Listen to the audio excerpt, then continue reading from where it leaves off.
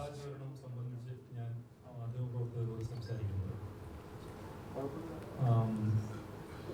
ഇവിടെ ഉണ്ടായിട്ടുള്ള പ്രശ്നം, രണ്ട് പ്രശ്നങ്ങളുണ്ട് ഇതിനകത്ത്, രണ്ട് വ്യത്യസ്ത പ്രശ്നങ്ങൾ.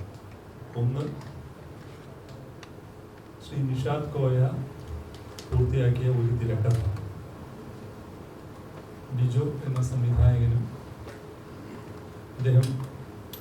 അദ്ദേഹത്തിൻ്റെ മാധ്യമപ്രവർത്തകരുമായിട്ടുള്ള ഇൻറ്ററാക്ഷനിൽ നിന്ന് മനസ്സിലായത് ജയസൂര്യ വഴി ഡിജോയിലേക്ക് അത് എത്തിയിരുന്നു. ഡിജോ അത് ഷാരിസ് എന്ന എഴുത്തുകാരനെ കൊണ്ട് ഇപ്പോൾ തിയേറ്ററിലോടുന്ന മലയാളി ഫ്രം ഇന്ത്യ എന്ന സിനിമയാക്കി മാറ്റുകയും ചെയ്തു എന്നുള്ളതാണ്. രണ്ടാമത്തെ പ്രശ്നം, ഈ സിനിമയുടെ റിലീസിന് തലേ ദിവസം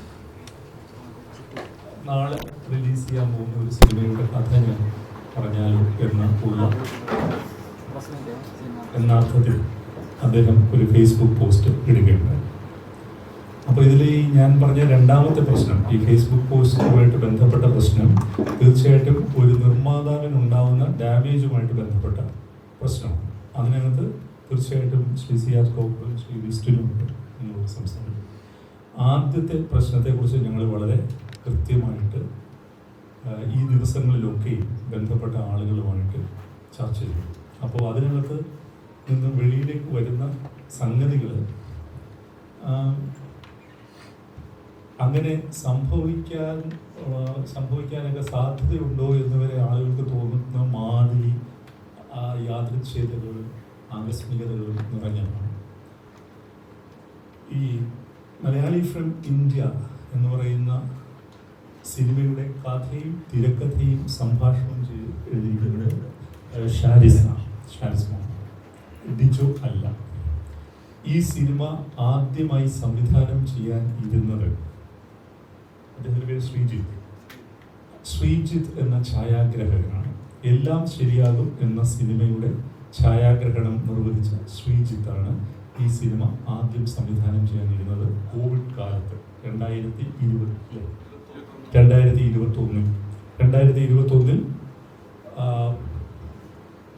എല്ലാം ശരിയാകും എന്ന സിനിമ നടക്കുമ്പോൾ കോവിഡ് കാലത്ത് ഒരു ഇന്ത്യനും പാകിസ്ഥാനിയും ഒരുമിച്ച് ക്വാറന്റൈനിലായി പോകുന്ന ഒരു കഥ ഷാരിസും ഈ ശ്രീജിത്തുമായിട്ട് പങ്കുവയ്ക്കുന്നു. ഞങ്ങൾ ശ്രീജിത്തിനോട് സംസാരിച്ചു.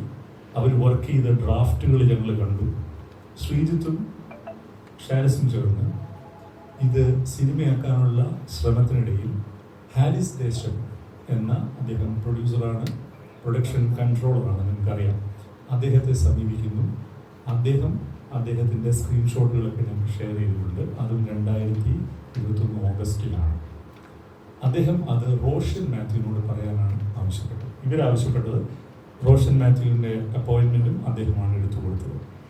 അങ്ങനെ ആ സിനിമ കുറച്ച് മുമ്പോട്ട് പോയി കഴിഞ്ഞിട്ട്, ആ ചർച്ചകൾ മുമ്പോട്ട് പോയി കഴിഞ്ഞിട്ട് അത് എങ്ങും എത്താതെ പോയ സന്ദർഭത്തിലാണ് ഷാരിസ് ജനഗണമന എന്ന സിനിമ നടക്കുമ്പോൾ ഇദ്ദേഹവുമായി ഈ ആശയം പങ്കുവയ്ക്കുന്നത്.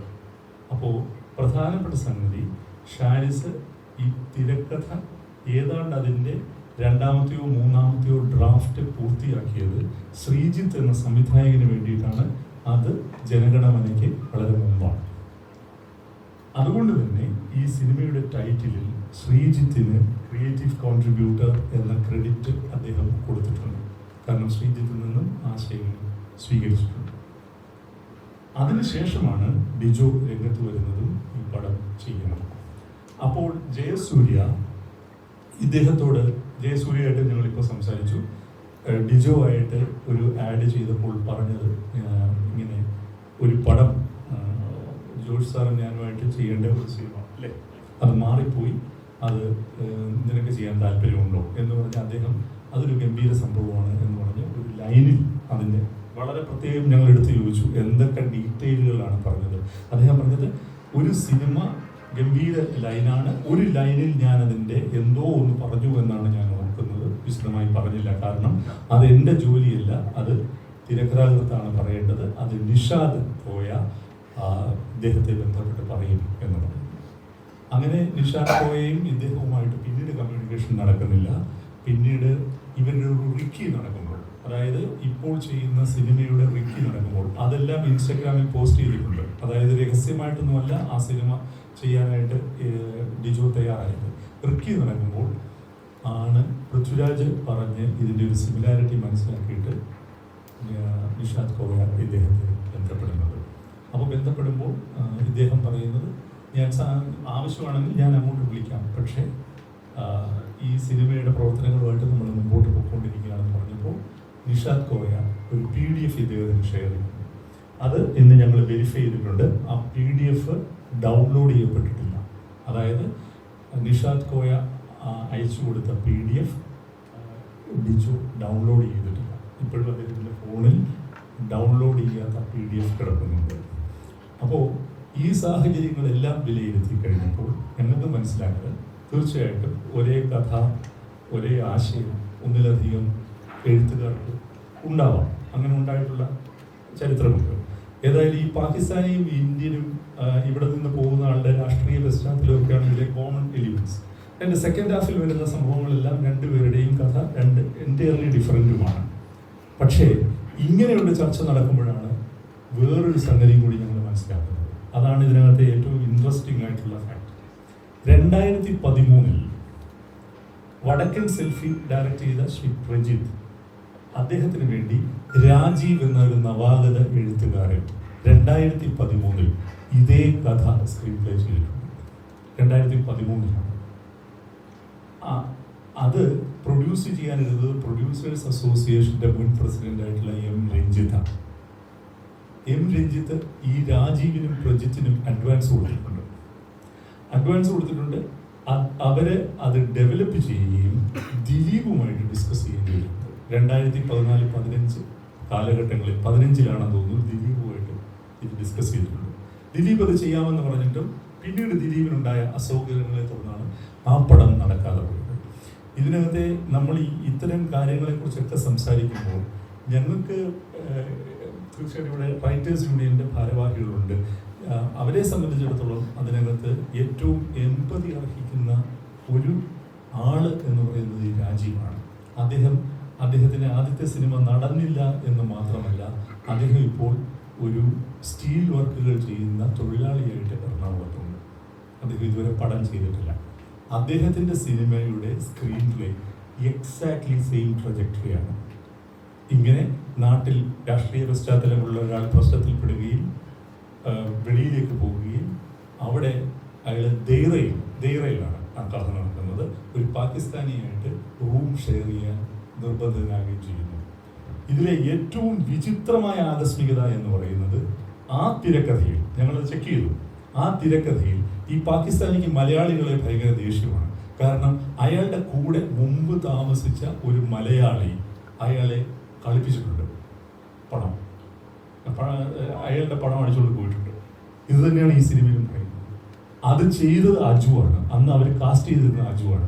ഈ സിനിമയിലും അജുവിൻ്റെ പടമാണ് ആ ക്യാരക്ടറായിട്ട് കാണിക്കുന്നത്. ഇതിനെയൊക്കെ എങ്ങനെയാണ് നമുക്ക് റാഷണലൈസ് ചെയ്യാൻ പറ്റുക എന്നുള്ളത് ഞങ്ങൾക്കറിയില്ല. അത് മാത്രമല്ല, ഞങ്ങളെ ഞെട്ടിച്ചുകൊണ്ട് അതിനകത്തെ ഒരു എക്സാക്ട് ഡയലോഗ് ഷാരിസ് എഴുതിയിട്ടുണ്ട്. എന്താണ്? കുട്ടിക്കാലത്ത് അമ്മമാർ ചോറ് കൊടുക്കുന്നത് ഭൂതം വരും എന്നൊക്കെ പേടിപ്പിച്ചിട്ടാണ് എന്ന് പറയുന്ന എക്സാക്ട് ഡയലോഗ് ഈ രാജീവ് 2013-14 കാലഘട്ടങ്ങളിൽ എഴുതിയിട്ടുണ്ട്, 10 വർഷങ്ങൾക്ക് മുമ്പ്. അപ്പോൾ ഇവിടെ രാജീവ് ഉണ്ട്, ഷാരിസ് ഉണ്ട്, നിഷാദ് കോയ. അപ്പോൾ ഈ 3 എഴുത്തുകാര് ഏതോ ഒരു എന്താ പറയണ്ട, ഒരു പൊതു അബോധത്തിൽ നിന്ന് ഇത് ഈ എലിമെന്റ്സ് സ്വീകരിച്ചു. അപ്പോൾ ഇപ്പൊ രാജീവിനെ വിളിച്ചപ്പോൾ രാജീവ് ജീവിതത്തിൽ ഡിജോയോ ഷാരിസിനെയോ ആരെയും കണ്ടിട്ടില്ല. ഇവർ തമ്മിലൊന്നും യാതൊരു പരിചയമില്ല.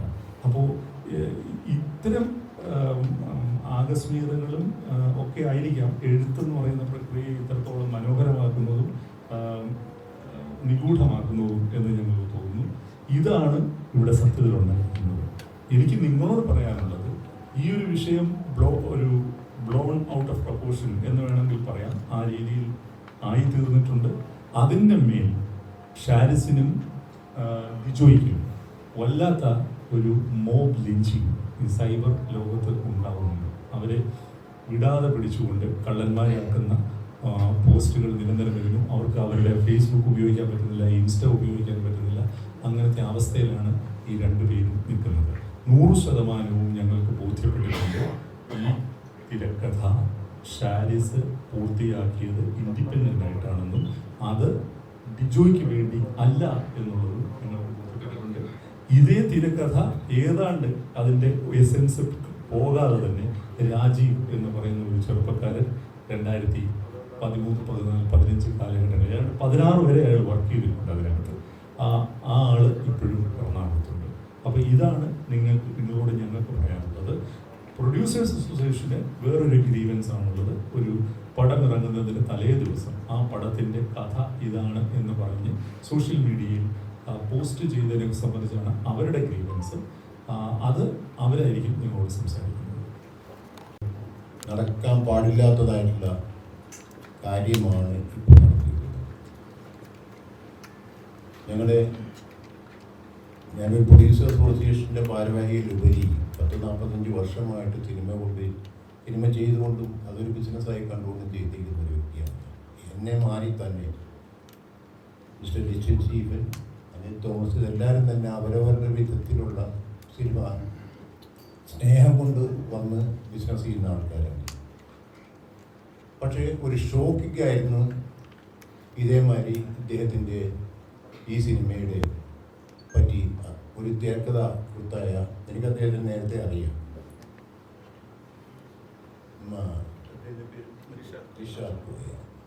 നിഷാദ് കോയ ഒരു ഫേസ്ബുക്ക് പോസ്റ്റ് ഇടുന്നു. നാളെ ഇറങ്ങാൻ പോകുന്ന സിനിമ, നാളെ ഇറങ്ങാൻ പോകുന്ന 1-ാം തീയതി ഇറങ്ങാൻ പോകുന്ന സിനിമയുടെ കഥ ഇതാണ്, അത് നിങ്ങൾ കണ്ടാൽ ബോധ്യമാണ് എന്നും പറഞ്ഞിട്ട് ഒരു ഫേസ്ബുക്ക് പോസ്റ്റ്, ഒരു ലോങ് ഇത് ഇമ്മീഡിയറ്റ് ആയിട്ട് തന്നെ ഞങ്ങളുടെ ഭാരവാഹികളായ ആൻഡ്രൂ ജോസഫും അതേമാതിരി തന്നെ രാകേഷും അതേമാതിരി തന്നെ ഫിഫ്റ്റിയിൽ നിന്ന്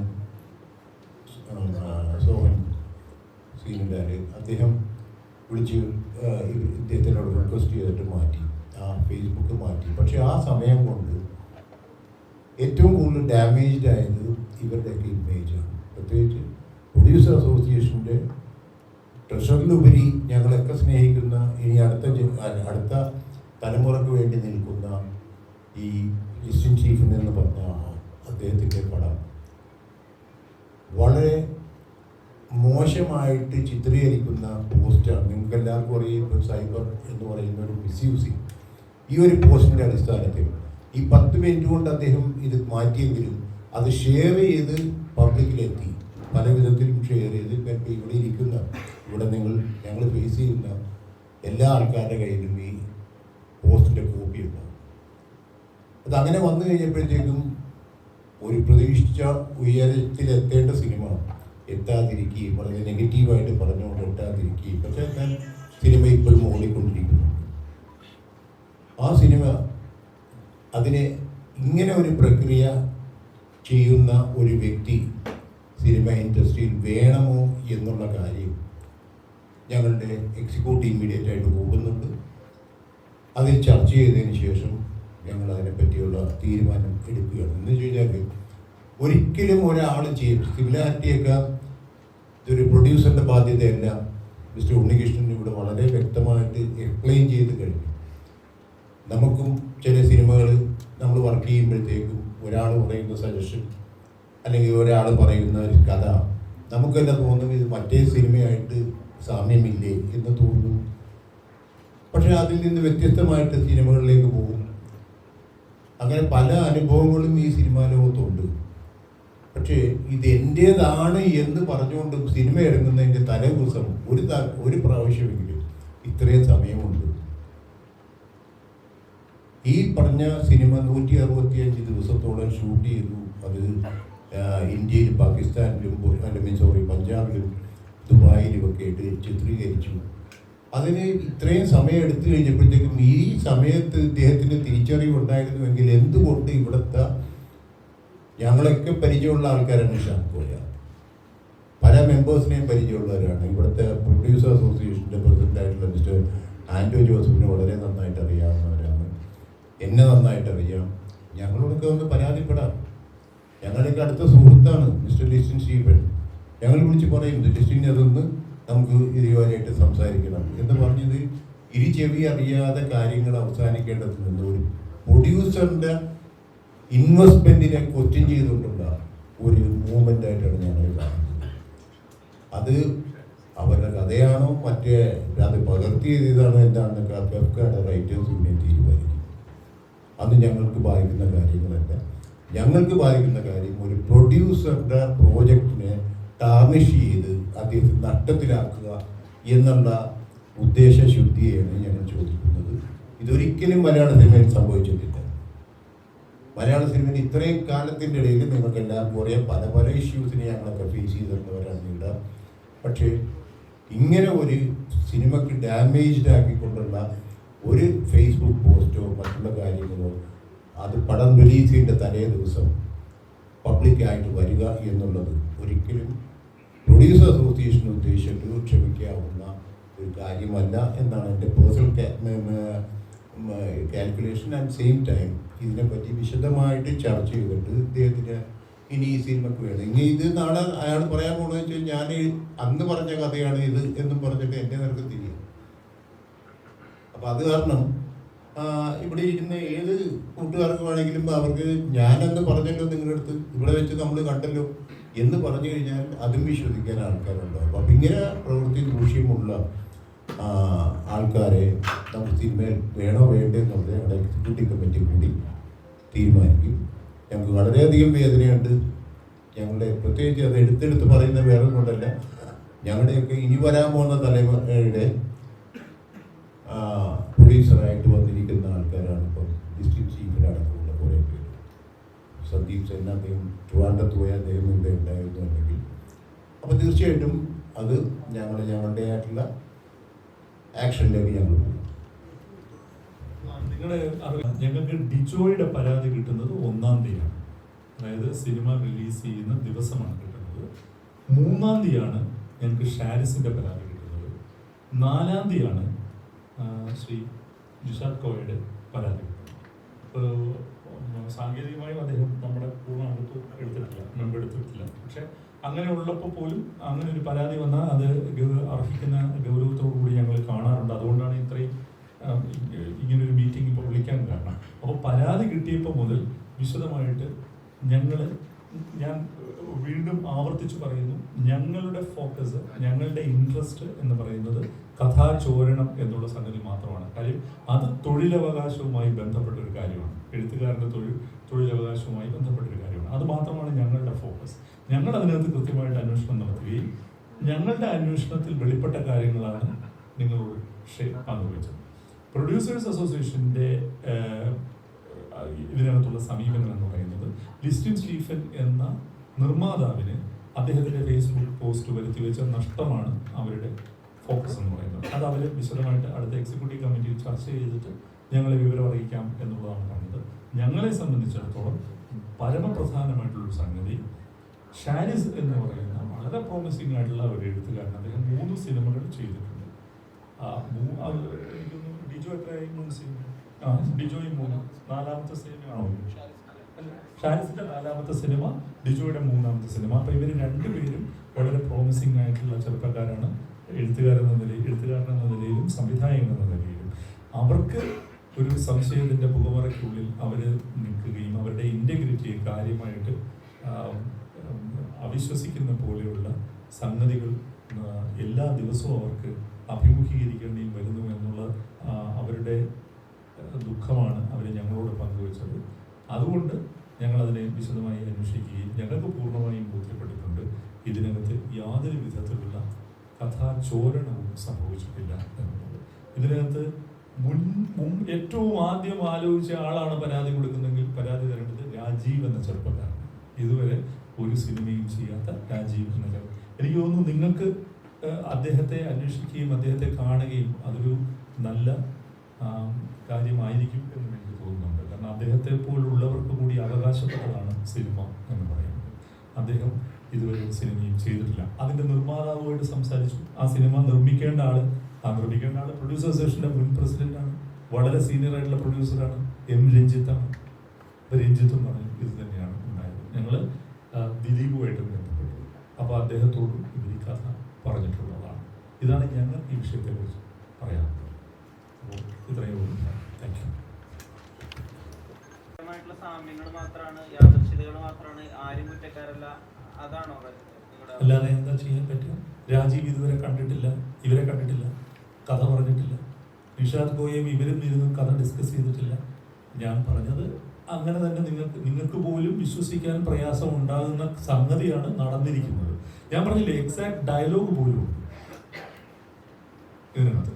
അതെങ്ങനെയാണ് സംഭവിക്കുന്നതെന്ന് ചോദിച്ചാൽ ഞാൻ അതിന് ഉത്തരം പറയാൻ അശക്തനാണ്. ഞങ്ങളെല്ലാവരും ഇതൊക്കെ പലതവണ വ്യക്തിപരമായും ഫേസ് ചെയ്തിട്ടുണ്ട്. ഈ ഫെഫ്കയുടെ 2008 മുതൽ ഫെഫ്കയുടെ പ്രവർത്തനങ്ങളിൽ ഒരു ചുമതല വഹിക്കുന്ന ആളെന്ന നിലയിൽ ഞാൻ ഇതിനു മുമ്പ് ഒരുപാട് ഇത്തരം സിറ്റുവേഷനിലൂടെ കടന്നു പോയിട്ടുണ്ട്. ആളുകളെ ഇരുത്തി നമ്മൾ ചർച്ച ചെയ്തിട്ടുണ്ട്. ഇത് ആദ്യമായിട്ടാണ് പബ്ലിക് ഡൊമൈനിൽ ഇത്രയും പ്രശ്നം ഉണ്ടായിട്ട് പിന്നീട് ഒരു ചർച്ച നടക്കുന്നത്. സാധാരണ ചർച്ച നടക്കും, അത് പരിഹരിക്കപ്പെടുക എന്നുള്ളതാണ്. പക്ഷെ ഇവിടെ നിർഭാഗ്യവശാൽ ഇതിൽ പബ്ലിക് ഡൊമൈനിലാണ് ഇതിൻ്റെ ഏറ്റവും വലിയ ചർച്ചകൾ നടന്നത്. ഞാൻ പറഞ്ഞത് എല്ലാം ഫാക്ട്സ് ആണ്, നിങ്ങൾക്ക് ചെക്ക് ചെയ്യാവുന്ന ഫാക്ട്സ് ആണ്. ഡിജിറ്റൽ തെളിവുകളുടെ അടിസ്ഥാനത്തിൽ കൂടിയാണ് പറയുന്നത്. ഷാരിസ് എപ്പോഴാണ് ഇമെയിലിൽ ഹാരിസ് ദേശത്തിനും റോഷനും ഈ സ്ക്രീൻ പ്ലേ ഷെയർ ചെയ്തതെന്നുള്ളത് ഞങ്ങൾ ചെക്ക് ചെയ്തു. അത് ഡിജിറ്റൽ അവിടെ ഉണ്ട്. ഹാരിസ് ദേശത്തിൻ്റെ വാട്സപ്പ് സന്ദേശങ്ങളുടെ മുഴുവൻ സ്ക്രീൻഷോട്ട് എടുത്തിട്ടുണ്ട്. ഇദ്ദേഹത്തിൻ്റെ PDF ഇദ്ദേഹം ഡൗൺലോഡ് ചെയ്യുകയോ ഈ നിമിഷം വരെ നിങ്ങൾക്ക് പരിശോധിക്കാം, ഓപ്പൺ ചെയ്യുകയോ ചെയ്തിട്ടില്ല എന്നുള്ളതിന് തെളിവുണ്ട്. രാജീവിൻ്റെ ഡ്രാഫ്റ്റുകൾ മുഴുവൻ ഞങ്ങൾ കണ്ടു. പ്രജിത്താണ് സംവിധായകൻ. അപ്പോൾ താങ്കളുടെ ചോദ്യത്തിന് യെസ് അതാണ് എന്നുള്ളതാണ് ഉത്തരം. ഒരു പ്രൊഡ്യൂസറിനെ സംബന്ധിച്ച് വലിയൊരു നഷ്ടമാണ് ഉണ്ടായിരിക്കുന്നത്. വലിയ പ്രൊമോഷൻ ചെയ്തിട്ട് കോടികൾ മുടക്കി ചെയ്യുമ്പോൾ ഒരു തലേന്നെങ്കിലും ഒരു പോസ്റ്റ് കാണുന്നു. എൻ്റെ ഇപ്പം തന്നെ സിനിമയെ നല്ല രീതിയിൽ ബാധിച്ചിട്ടുണ്ട്. വേണമെന്ന് വെച്ചാൽ താങ്കൾക്ക് നിയമപരമായി ഇതിനെ നേരിട്ടൂടെ?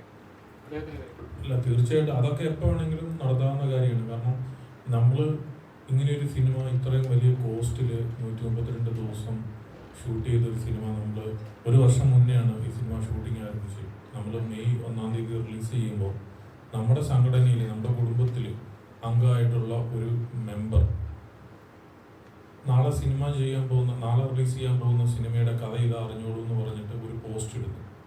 മെയ് 1-ാം തീയതി ഇന്ത്യയിൽ ഒറ്റ സിനിമ റിലീസ് ചെയ്തിട്ടുള്ളൂ.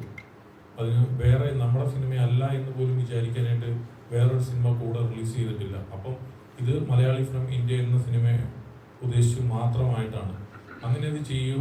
ഞങ്ങൾ അതിൻ്റെ പിറ്റേ ദിവസം ഒരു ഇൻ്റർവ്യൂ കുറേ മാധ്യമങ്ങൾക്ക് വിളിച്ചിട്ട് ഓൺലൈനെ വിളിച്ചിട്ട് ഞങ്ങൾ കൊടുത്തുകൊണ്ടിരിക്കുന്നതിൻ്റെ ഇടയിൽ അതിൽ നിന്ന് ഒരു ഓൺലൈനിൽ നിന്ന് മാത്രമാണ് ഒരു ചോദ്യം വന്നത്. ഇങ്ങനെ നിഷാദ് പോയ ഒരു പോസ്റ്റ് ഇട്ടല്ലോ എന്ന് പറഞ്ഞിട്ട് അതിന് ഞങ്ങൾ കൊടുത്ത റിപ്ലൈക്കാണ്. അതായത് ഞാനതിൽ പറഞ്ഞിട്ടുണ്ടായിരുന്നു, ഞങ്ങളുടെ സിനിമ സംഘടനയ്ക്ക് തന്നെ സിനിമ കുടുംബത്തിന് തന്നെ ഏറ്റവും കൂടുതൽ മാനക്കേട് ഉണ്ടാക്കാവുന്ന ഒരു കാര്യമാണ് ചെയ്തതെന്നാണ് ഞാൻ അതിൻ്റെ അകത്ത് പറഞ്ഞത്. അതിന് റിപ്ലൈ ആയിട്ട് വീണ്ടും ഇതേ ഓൺലൈനിനെ വിളിച്ചിട്ട് വീണ്ടും ഒരു ഇൻ്റർവ്യൂ കൊടുക്കുകയാണ്. അപ്പം ഞങ്ങളുടെ വശത്ത് നിന്ന്, അതായത് റൈറ്ററുടെയോ ഡയറക്ടറെയോ പ്രൊഡ്യൂസറുടെയോ വശത്തു നിന്ന് ഒരുമിച്ചല്ലാതെ തനിയായിട്ട് ഒരു ഇൻ്റർവ്യൂ കൊടുക്കുമ്പോൾ ഒരു പരിധിവരെയുള്ള ആൾക്കാർ അയാൾ പറഞ്ഞത് ശരിയെന്നാണ് വിചാരിച്ചിരിക്കുന്നത്. അപ്പോൾ അതിനെ ബേസ് ചെയ്തിട്ട് അതിനെ വന്നിട്ട് ടാർഗറ്റ് ചെയ്തിട്ട് നെഗറ്റീവ് കമൻസ് പോസ്റ്റ് ചെയ്യാനായിട്ട് തുടങ്ങി. ഞങ്ങൾക്ക് ഒരു പോസ്റ്റ് പോലും ഇടാൻ പറ്റത്തില്ല, മുഴുവൻ നെഗറ്റീവ്. അപ്പോൾ കള്ള പ്രൊഡ്യൂസർ, അതായത് വന്നിട്ട് മോഷ്ടിച്ച കഥയല്ലേ പ്രൊഡ്യൂസ് ചെയ്തത്. അപ്പം ഞാൻ എന്ത് ചെയ്തു? ഒരു നിർമ്മാതാവ് എന്നുള്ള രീതിയിൽ ഞാൻ എന്ത് ചെയ്യും?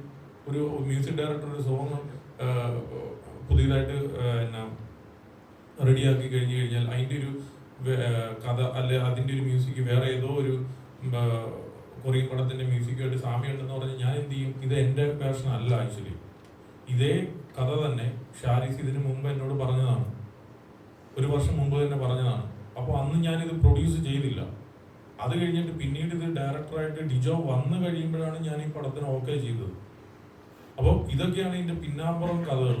പക്ഷെ ഇതിപ്പോൾ മനുഷ്യന് പുറത്ത് ഇറക്കി നടക്കാൻ പറ്റിയതല്ലാത്ത വിധത്തിൽ ഡിജോയൊക്കെ ഭയങ്കരമായിട്ട് വിഷമിച്ചു. അവൻ ലിറ്ററലി ഫോണിൽ വിളിച്ച് കരഞ്ഞു. കാരണം ഒരു പടം നമ്മളൊക്കെ എത്രയോ സിനിമകൾ പരാജയപ്പെട്ടിട്ടുണ്ട്, ക്യാഷ് പോയിട്ടുണ്ട്. അതിനൊന്നും നമുക്കൊരു പ്രശ്നം പോലും ഇല്ല. ഇങ്ങനെയാണ് ഒരു സിനിമയെ അപമാനിക്കുന്നത്. അത് സിനിമാ കുടുംബത്തിലുള്ളവർ തന്നെ. അങ്ങനെ ഇരിക്കെ തന്നെയാണ് ഇങ്ങനത്തെ ഒരു വിഷമം ഉണ്ടായ സ്ഥിതിക്കാണ് ഞാൻ എൻ്റെ സംഘടനയ്ക്ക് പരാതി കൊടുത്തു. ഞാൻ ഉണ്ണിയേട്ടനെ വിളിച്ചു പറഞ്ഞു, ഇതെല്ലാം ഇത് ഇങ്ങനെയാണോ ഒരു സംഘടന ചെയ്യേണ്ടത്, ഇത് എന്താ ചെയ്യാൻ പറ്റുന്നതെന്ന് ചോദിച്ചിട്ട്. അതായത് വന്നിട്ട് ഇതേ ഡയറക്ടറായിട്ട് തന്നെ ഞാൻ ഇനിയും സിനിമകൾ ചെയ്യാനുള്ള, അല്ല റൈറ്ററായിട്ട് അടുത്ത സിനിമ ചെയ്യാൻ വേണ്ടിയിട്ടുണ്ട്. ഇങ്ങനെ ഒരു മോഷ്ടിച്ച കഥ ചെയ്യേണ്ട ഒരു ആവശ്യകത എനിക്ക് എന്താണുള്ളത്, അല്ല ഞങ്ങൾക്ക് എന്താണ് ഇവിടെ ഉള്ളത്? ഞാൻ ഈ വർഷം തന്നെ 4-5 സിനിമകൾ വേറെയും ചെയ്യുന്നുണ്ട്. അതിൻ്റെ അകത്ത് ഒരു നിർമ്മാതാവ് എന്ത് തെറ്റാണ് എൻ്റെ അകത്ത് ചെയ്തേക്കുന്നത്? അത് ഇത്രയും വലിയൊരു സിനിമ നിങ്ങൾ ആലോചിച്ച് നോക്കും, ഇത്രയും സ്ഥലങ്ങളിൽ പോയി രാജ്യത്ത് പോയി ഷൂട്ട് ചെയ്ത സിനിമയുടെ കോസ്റ്റ് എന്തായിരിക്കുന്നു? നിങ്ങളൊന്ന് വായിച്ചു നോക്കി. എത്രയോ മോശകരമായിട്ടാണ് ഇതിന്റെ ഡയറക്ടറെയും എന്നെ പറ്റിയൊക്കെ അതിൻ്റെ അകത്ത് എഴുതി വിട്ടേക്കുന്നത്, റൈറ്ററെ പറ്റിയൊക്കെ പറഞ്ഞേക്കുന്നത്. ഒരാളെ കാട്ടാൻ പറ്റത്തില്ല, അത്ര വിഷമമുണ്ട്. അതുകൊണ്ടിട്ട് ഞാൻ എൻ്റെ സംഘടനകളെ സമീപിച്ചു, ഡയറക്ടർ FFK സമീപിച്ചു. അതിന്റെ ഒരു തീരുമാനമാണ് ഇന്ന് ഇവിടെ ഇരിക്കുന്നത്. നിയമപരമൊക്കെ അതൊക്കെ എന്ന് നടക്കാനൊക്കെ പറഞ്ഞു മനസ്സിലായി. ഇന്നിപ്പോ തിയേറ്ററിൽ 200 ചില്ലുവാനും തിയേറ്ററിൽ പടം ഓടിക്കൊണ്ടിട്ടിരിക്കുകയാണ്. ഇന്ന് 2ാമത്തെ ആഴ്ചയാണ്, ഇന്ന് കറക്റ്റ്. അത്രയും തിയേറ്ററിൽ ഈ പടം ഒരു ഫ്ലോപ്പ് സിനിമയാണെങ്കിൽ ഈ തിയേറ്ററിൽ നിന്ന് എല്ലാം പടം കുറയണ്ടേ? ഒരു ഷോ എങ്കിലും കുറയണ്ടേ? ഒരു 10 തിയേറ്ററിൽ നിന്നെങ്കിലും സിനിമ എടുത്ത് മാറ്റണ്ടേ? സിനിമ നല്ല രീതിയിൽ ഓടിക്കൊണ്ടിട്ടിരിക്കുകയാണ്. ഡീഗ്രേഡിന്റെ അങ്ങേയറ്റം. നമ്മൾ ഓൺലൈനിന് വന്നിട്ട് പ്രൊമോഷൻ ടീമിനോട് ചോദിക്കുകയാണ്, മറ്റേ നിഷാന്ത് കോയയുടെ ആ പോസ്റ്റിനടിയിൽ സപ്പോർട്ട് ചെയ്യുന്ന പോലെ രീതിയിൽ ചെയ്യാമോ എന്ന് ഞങ്ങളുടെ ടീമിലുള്ളവരോട് തന്നെ ചോദിക്കുകയാണ്.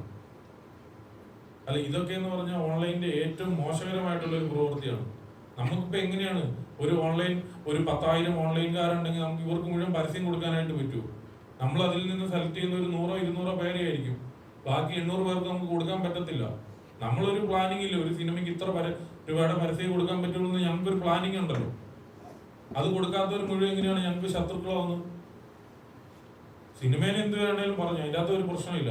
ഡീഗ്രേഡ് ചെയ്യുക, പടത്തെ പറ്റി എത്ര താറടിച്ച് സംസാരിക്കുക, ഇതാണോ സിനിമ? ഇവിടെയൊക്കെ പ്രശ്നമുണ്ടാക്കിയ സിനിമ ഓൺലൈൻകാരുണ്ടാക്കിയ പ്രശ്നമല്ല. എന്നിട്ട് അദ്ദേഹം ഒരു ഇന്റർവ്യൂ കൊടുക്കും, അദ്ദേഹം ഫേസ്ബുക്കിലിടും, പിന്നീട് പിൻവലിക്കും, വീണ്ടും ഒരു ഇന്റർവ്യൂ കൊടുക്കും. അവിടെയാണ് ഈ പുറലോകം മൊത്തം അറിഞ്ഞത് എന്നാണ് എനിക്ക് മനസ്സിലാക്കേണ്ടത്. ഓൺലൈൻകാർ മൊത്തം പരസ്യം ഇല്ലാത്തതുകൊണ്ട് ഡീഗ്രേഡ് എന്നുള്ള സ്ഥാനമല്ല അതിനകത്തുള്ളത് എന്ന കാര്യത്തിൽ ഒരു സംശയമില്ല. അന്നും ഇന്നും ഉള്ളതാണ് ഡീഗ്രേഡിംഗ് ഉള്ളത്. അല്ല, ആ ഒരു അഭിപ്രായം എനിക്ക് 100% ഉണ്ട്. കാരണം ഞാനാണല്ലോ പൈസ ഇവൻ മുടക്കുന്ന ഒരാള്. അപ്പം എത്രത്തോളം പൈസ കൊടുത്തില്ലെങ്കിൽ, നമുക്ക് ഇത്ര രൂപയ്ക്ക് പരസ്യം കൊടുത്തില്ലെങ്കിൽ പ്രശ്നമായിട്ട് നിൽക്കുവാണ്. അതെന്ത് ചെയ്യും? ഇത് ഞാൻ ഫേസ് ചെയ്യുന്ന, ഇത്രയും സിനിമകൾ നിർമ്മിക്കുന്ന ഒരു നിർമ്മാതാവ് എന്നുള്ള രീതിയിൽ ഞാൻ ഫേസ് ചെയ്യുന്ന പ്രശ്നമാണ്. ഞാൻ ഫേസ് ചെയ്യുന്ന പ്രശ്നമല്ലേ പറയാൻ വേണ്ടിയിട്ട് പറ്റുള്ളൂ. എങ്ങനെയാണ് ഒരു സിയാദ് നാളെ ഒരു പടം ഇറക്കുന്നുണ്ട്, സിയാദ് ഒരു പ്ലാൻ ഉണ്ടല്ലോ, ഞാൻ ഈ പടത്തിന് വേണ്ടിയിട്ട് ഇത്ര രൂപ മുടക്കുന്നുള്ളൂ എന്നൊരു പ്ലാൻ ഉണ്ടല്ലോ. ഞാൻ വേറൊരു രീതിയിൽ ഇപ്പം അധികം ഫ്ലെക്സ് ബോർഡ് ഒന്നും വെക്കണ്ടായിരിക്കാം. ഇപ്പോഴത്തെ കാലഘട്ടത്തിൽ ഡിജിറ്റലിൽ മാത്രം പ്രൊമോഷൻ ചെയ്താൽ മതി. ഞാൻ കേരളത്തിൽ 250 ഫ്ലെക്സ് ബോർഡ് വെച്ചിട്ടുണ്ട്. അത് എൻ്റെ സാറ്റിസ്ഫാക്ഷൻ ആണ്. എൻ്റെ സിനിമ എവിടെ ചെന്ന് കഴിഞ്ഞാലും കാണാം എന്നുള്ള രീതി. അത് ശരിയാണെന്ന് ഞാൻ ഉദ്ദേശിക്കുന്നില്ല, അത് എൻ്റെ സാറ്റിസ്ഫാക്ഷൻ. ഈ സിനിമയുടെ പ്രൊമോഷൻ ചെയ്ത രീതിയിലും മിസ്റ്റേക്കുകൾ പറ്റിയിട്ടുണ്ട്. ആദ്യമേ ഒരുപാട് താങ്കൾ തന്നെ പറഞ്ഞിട്ടുണ്ട്, ഇൻഫ്ലുവൻസ് പാളിച്ചകൾ പറ്റിയിട്ടുണ്ട്. അതുകൂടി ആവാം ഇത് ഇത്രയും ഡിലേ ആവാനും ഇങ്ങനെ ഒരു അങ്ങനെ വിശ്വസിക്കുന്നുണ്ടോ?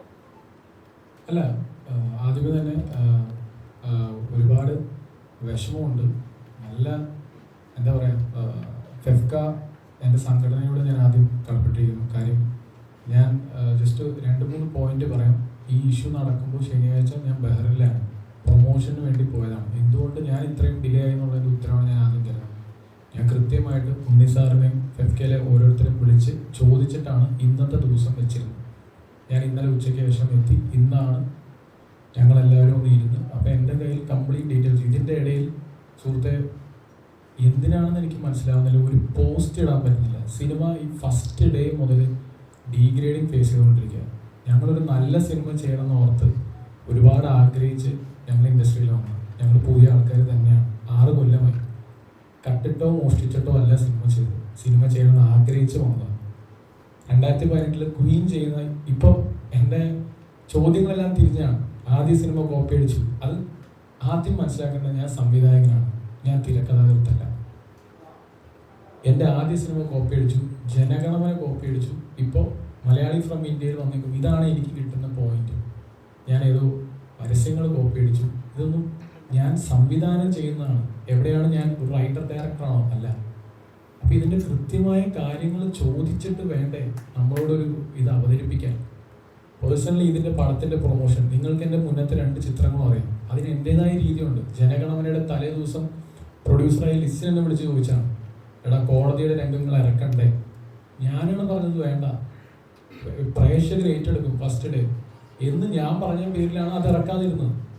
അതേപോലെ എനിക്ക് ഈ സിനിമയ്ക്ക് എനിക്ക് ഒരിക്കലും ഇന്ത്യ പാകിസ്ഥാൻ സെഗ്മെന്റ്സ് വിടാൻ കഴിയില്ല. ഞാൻ എന്തിനത് വിടണം? ഞാൻ ഇതിൻ്റെ പടത്തിൻ്റെ എല്ലാം ഒളിപ്പിച്ച് വെച്ചു എന്ന് പറയുന്നുണ്ട്. ഞാൻ എന്താണ് ഒളിപ്പിച്ച് വെച്ചത്?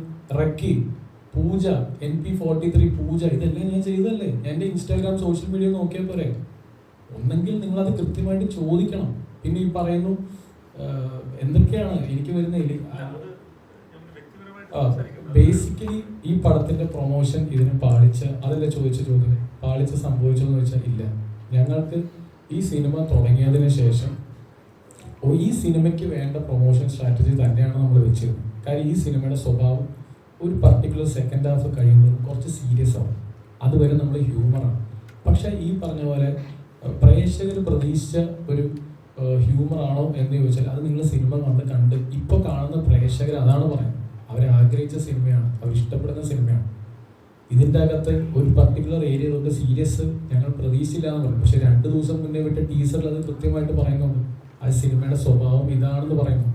അപ്പോൾ നമ്മൾ പ്രതീക്ഷിക്കുന്ന പ്രേക്ഷകർ നമ്മുടെ സിനിമയിലോട്ട് വന്ന് ആ സിനിമ കാണാൻ വരുന്നവർക്ക് ഇഷ്ടപ്പെടുന്നുണ്ട്. പ്രൊമോഷന്റെ രീതിയിൽ ഒരു പാളിച്ചയും സംഭവിച്ചിട്ടില്ല. നിങ്ങൾ സിനിമയായിട്ടുള്ള ഡിജോയുടെ ഇൻഡിവിജ്വൽ റെസ്പോൺസ് നിങ്ങൾ പിന്നീട് എടുക്കുന്നതായിരിക്കും നല്ലത്. ഞങ്ങൾക്ക് കോമൺ ആയിട്ട് പറയാനുള്ള കാര്യങ്ങൾ പറഞ്ഞ് അവസാനിപ്പിക്കുക. ഒരു സംഘടനകൾ നടത്തുന്ന ഒരു പത്രസമ്മേളനമല്ലേ. ഞങ്ങൾക്ക് പറയാനുള്ളത് ഇതിനകത്ത് ഇവിടെ ഫോറംസ് അവൈലബിൾ ആണ് ഇത്തരം ഗ്രീവൻസസ് അഡ്രസ് ചെയ്യാനായിട്ട്. അത് ഉപയോഗിക്കുക, പ്രയോജനപ്പെടുത്തുക എന്നുള്ളതാണ്. നമ്മൾ ഒരു അതിവൈകാരികതയുടെ മുകളിലോ മറ്റോ ഒരു സോഷ്യൽ മീഡിയയിലേക്ക് നമ്മളുടെ ഗ്രീവൻസസ് മുഴുവൻ കൊണ്ടുപോയാൽ ഇതിനകത്തുനിന്ന് ഇനിയെങ്കിലും നമ്മൾ മുമ്പോട്ട് പോകുമ്പോൾ ഇത്തരം പ്ലാറ്റ്ഫോംസ് അവൈലബിൾ ആണല്ലോ സംസാരിക്കാനായിട്ട്. ഞങ്ങളെല്ലാം ഇത് ഫേസ് ചെയ്തിട്ടുള്ളതാണ്. ഞാൻ 2012 ഗ്രാൻഡ് മാസ്റ്റർ ചെയ്യുമ്പോൾ ജിത്തു എൻ്റെ അടുത്ത് വന്നിട്ട് പറഞ്ഞു, ഉണ്ണിയേട്ടാ എൻ്റെ മെമ്മറീസുമായിട്ട് നല്ല സാദൃശ്യമുണ്ടെന്ന് കേട്ടു. അപ്പം ഞാൻ ജിത്തുവിനോട് പറഞ്ഞു, ഞാനിത് 2005 തോന്നുന്നു ഏഷ്യാനെറ്റിൽ ബ്ലാക്ക് ആൻഡ് വൈറ്റ് എന്ന് പറയുന്ന ഒരു സീരീസ് വിജി തമ്പി ഞാനും കൂടി ചെയ്തതിൽ ഒരു കഥയാണ്, ഗ്രാൻഡ് മാസ്റ്ററിൻ്റെ കഥ.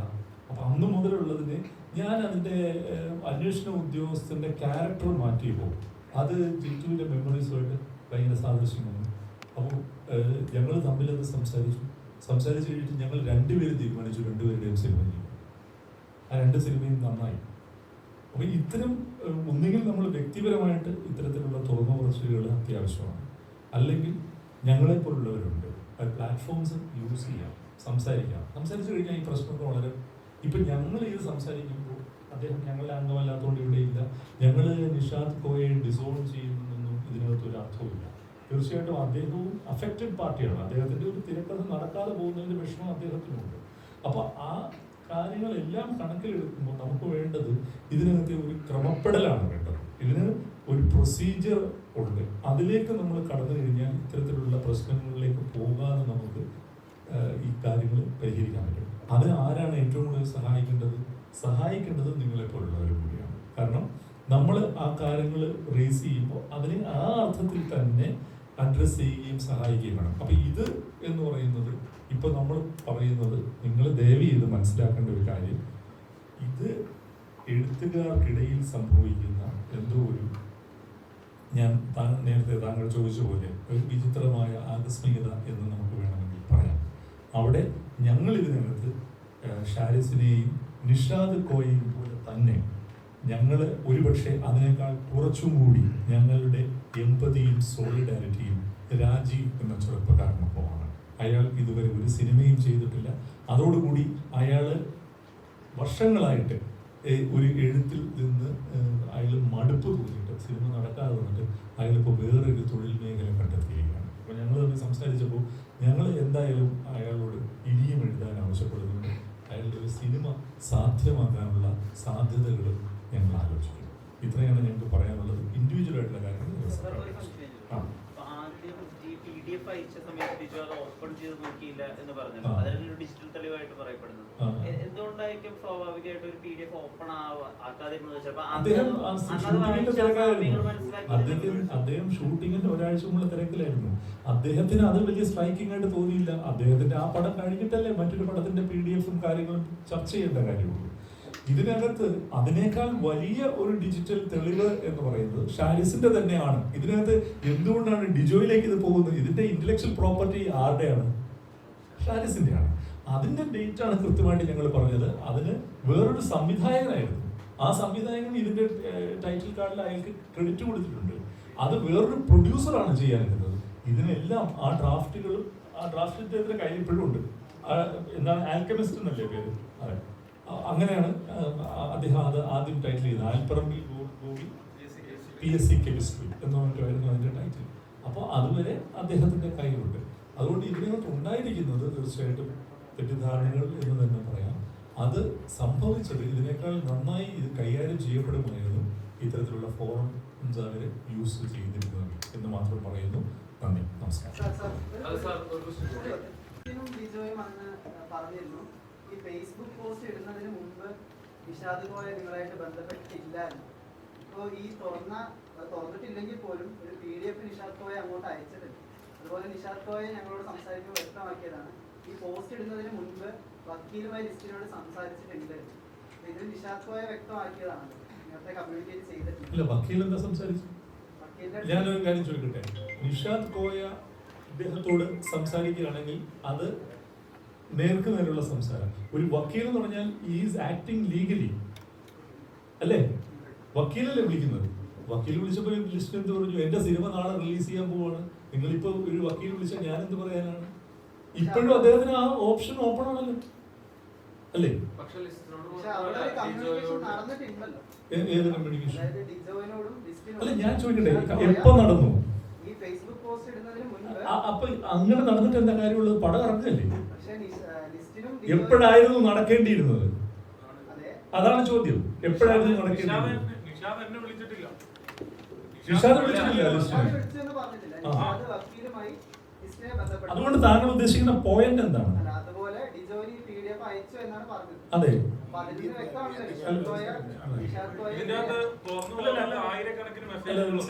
PDF അയച്ചു. ഒരാൾക്ക് PDF അയക്കുന്നു. തുറക്കേണ്ടത് ആരുടെ സ്വാതന്ത്ര്യമാണ്?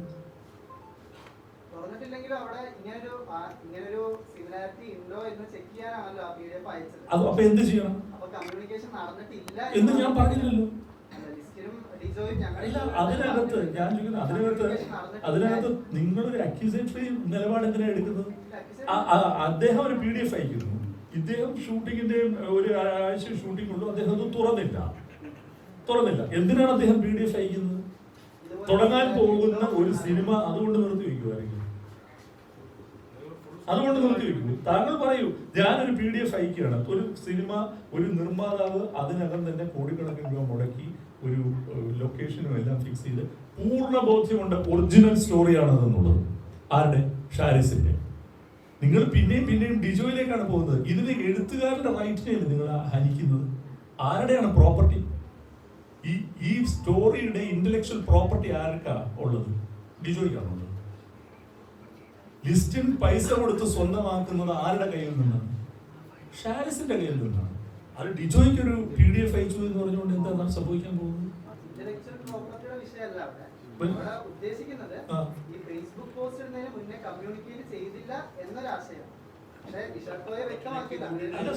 അത് കമ്മ്യൂണിക്കേറ്റ് ചെയ്യോ ചെയ്യാതിരിക്കുകയോ ചെയ്യട്ടെ.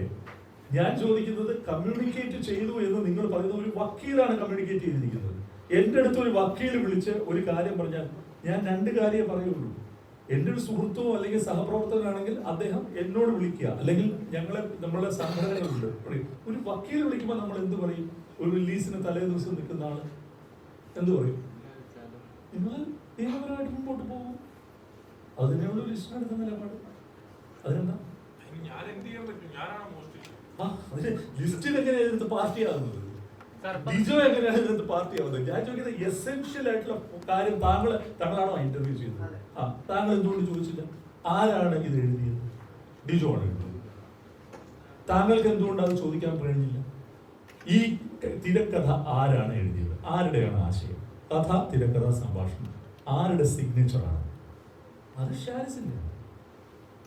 ഷാരിസിന്റെ ആണെങ്കിൽ ഈ കാര്യങ്ങൾ മുഴുവൻ ചർച്ച ചെയ്യപ്പെട്ട ഷാരിസുമായിട്ട്, അല്ലാതെ ഡിജു ആയിട്ടല്ല.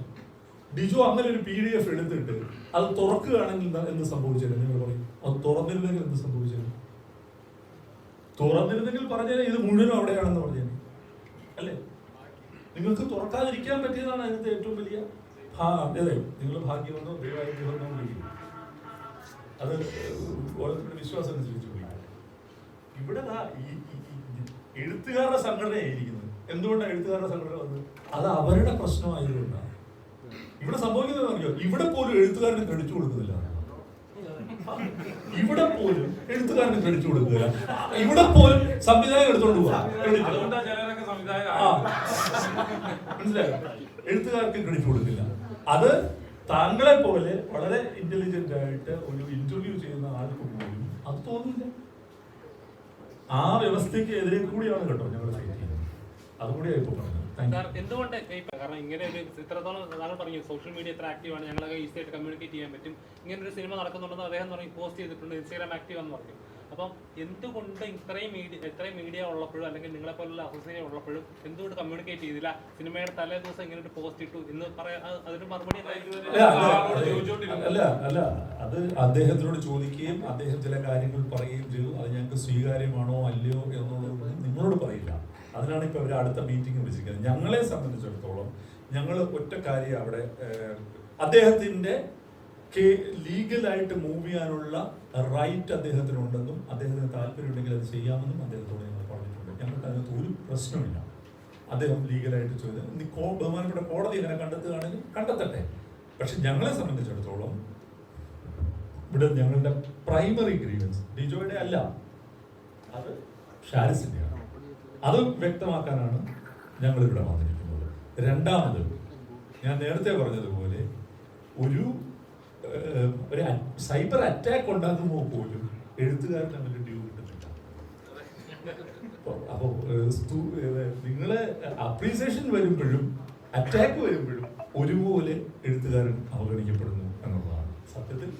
അയാൾക്കാണ് അതിന്റെ മുഴുവൻ ക്രെഡിറ്റ്. അത് ഞങ്ങൾക്ക് പൂർണ്ണ ബോധ്യം വന്നിട്ടുണ്ട്. അതുകൊണ്ടാണ് പിന്നെയും നിങ്ങൾക്ക് അത് എത്രത്തോളം ഉൾക്കൊള്ളാൻ പറ്റിയെന്ന് എനിക്ക് അറിയില്ല. ഇതുവരെ നിങ്ങൾ മുഖം പോലും അറിയാത്ത ഒരു എഴുത്തുകാരൻ എറണാകുളത്തുണ്ട് എന്ന് ഞാൻ പറയാനാണ്. 2015 ഈ സ്ക്രീൻ പ്ലേയുടെ കാതൽ പോകാതെ ഇതേ സ്ട്രക്ചർ ഞാൻ പറഞ്ഞില്ലേ, കഥ പോലും ഞാൻ നിങ്ങളോട് പറഞ്ഞു, അത് എഴുതിയ ഒരാളും കൂടി ഉണ്ട് എന്നുള്ളത് ഞാൻ പറഞ്ഞു. അപ്പൊ താങ്ക് യു.